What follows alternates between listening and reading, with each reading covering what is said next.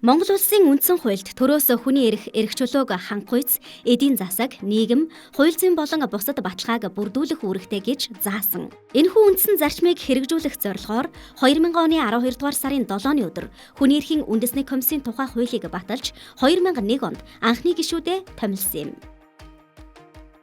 Монгол улсад хүний эрхийг хамгаалах үндэсний тогтолцоо нь ерөнхийлөгч, улсын их хурал, засгийн газар, шүүх прокурор, үндэсний хуулийн цэц, төрийн болон нутгийн өөрөө удирдах байгууллага хүний эрхийн үндэсний комиссоос бүрддэг. Хүний эрхийн үндэсний комисс нь Парисын зарчмын дагуу нийцсэн бие даасан байгууллага бөгөөд 2003, 2008, 2014, 2021 онуудад А статусаар магадлан итгэмжлэгдсэн юм. Комист хүний эрх чөлөөг зөрчсөн талаарх гомдол мэдээллийг гаргах эрхтэй.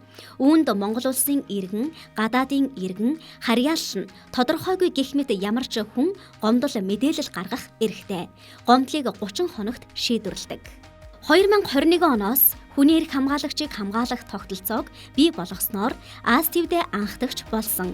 Эрүүшүүлтээс урьдчилан сэргийлэх үйл ажиллагаа явуулж хорих байгууллага, шорон эмнэлэг зэрэг газруудад хяналт тавьдгийн. 2021 онд хүний хувийн мэдээлэл хамгаалах тухай хуулийг баталснаар Монгол улс хувийн мэдээллийн хамгаалтын чиглэлээр нэг том шат ахиж чадсан. Хүний эрхийн үндэсний комисс хүн бүр эрх чөлөөтэй, эрх тэгш амьдрах, хөгжих, нийгмийг цогцлон бүтээхэд манлайлагчаар үүрэг гүйцэтгэж байна.